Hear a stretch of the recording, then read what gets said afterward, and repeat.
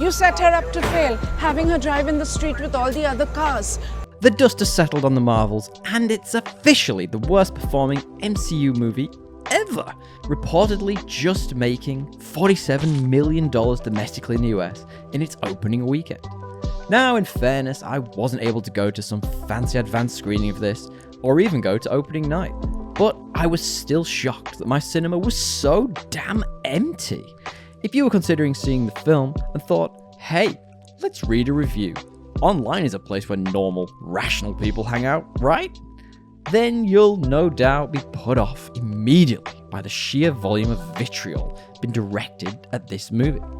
I saw someone saying it was worse than Morbius, by the way, and that's just wrong. I did, however, come out of the theatre wondering, why all the hate? I don't know what we're yelling about! Hello, all you fabulous people. My name's Tommy, and I am delighted to welcome you to Podcast Assemble, where we're going to be jumping into full spoilers for the Marvels from here on out. So, here's your final warning. And while I've got you, why not leave us a like and subscribe? You know how the YouTube algorithm works. Now, if you've clicked on this video, you're likely fully aware of what the Marvel Cinematic Universe is. I probably don't need to explain to you the interconnected tapestry of movies and TV shows that make up the MCU. And if not, you're probably my mum checking in to see what I'm working on. In which case, hi mum! It's been noted that the MCU has been on something of a downward trajectory since Endgame, with a few bright spots along the road. However, the overall volume of content being pumped out by Disney is finally catching up to everyone involved, and it's taking a toll on the quality of entries into phases 4 and 5. The Marvels then is a follow-up to Captain Marvel, which was released at the height of the MCU's pomp. But straight off the bat, it doesn't help that it's also a direct sequel to about 50 other properties.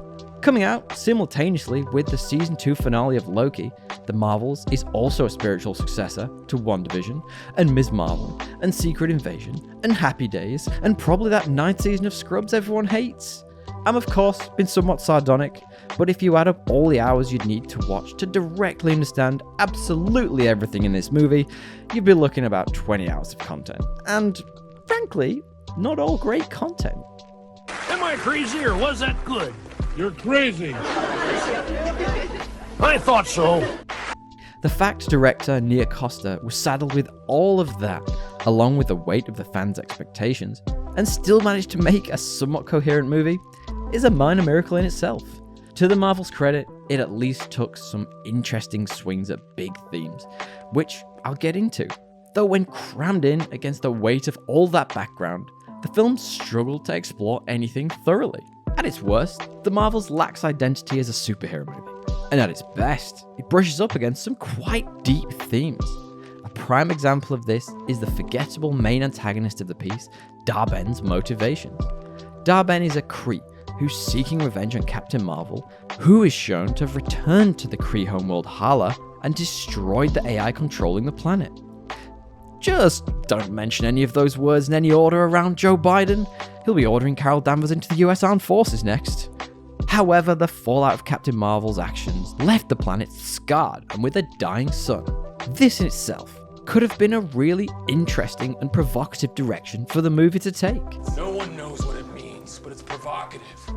The exploration of Danvers' grief and guilt for destroying possibly billions of lives, coupled with a flipped on its head introspection of the underrated narrative arc that the tyrant creates their own worst enemy, just sounds awesome. This, however, stands as one of the key issues I have with the movie, that there is so much wasted potential.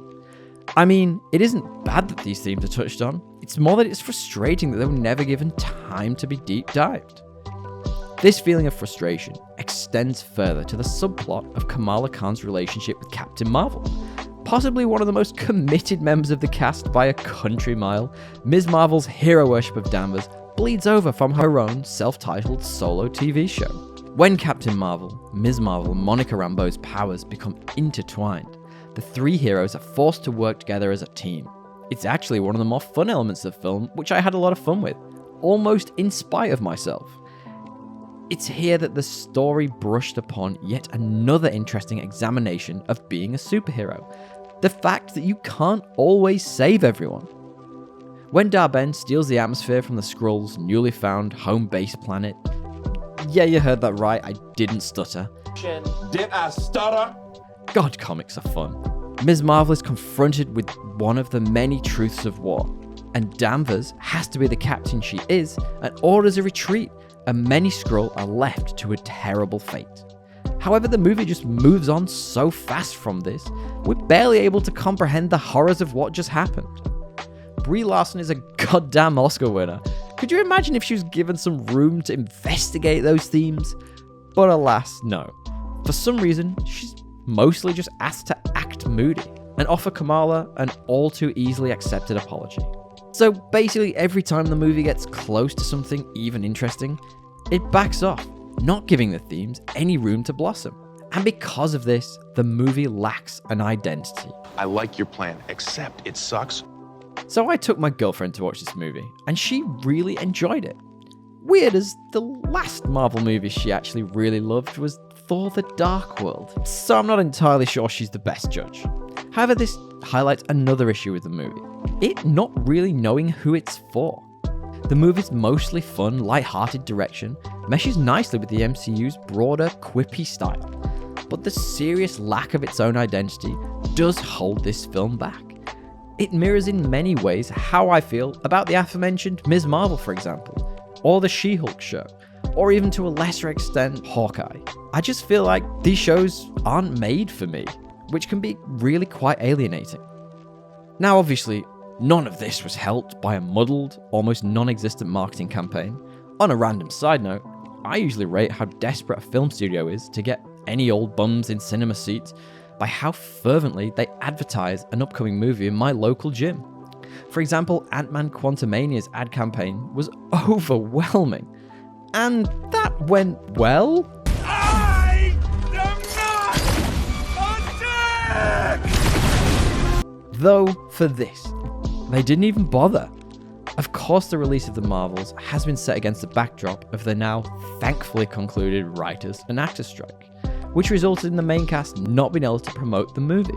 With all this said, the Marvels doesn't appear to be for hardcore MCU fans, or comic book fans, or even with the bigwigs at Disney driving so desperately towards a Young Avengers movie, but laden with all the history, it doesn't really seem to be for younger viewers either.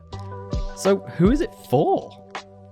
The movie contends with juggling a number of different tones and themes, which it never truly embraces any of. Everyone in this is pretty damn good with what they're given, but ultimately, the Marvel struggles against the weight of the MCU's legacy! And when there is more and more truly amazing new superhero coming out all the time that fully embraces what they are, such as The Boys, or Peacemaker, Invincible, or even Loki to name a few, it's hard to see this as anything but a missed opportunity. And even with the movie's mid-credits scene, which I'll not spoil here, setting up a ton of potential awesomeness, it seems that Disney's unwillingness to thoroughly explore the condition of being a superhero is holding back their once so profitable franchise. The Marvels doesn't deserve all the hate it's getting. It is definitely better than Thor: Love and Thunder. So cool.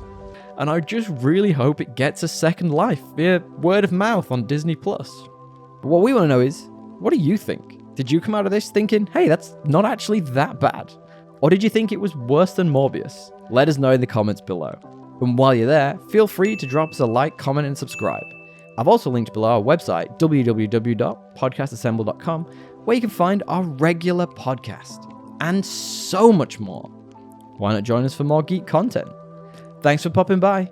Tally ho.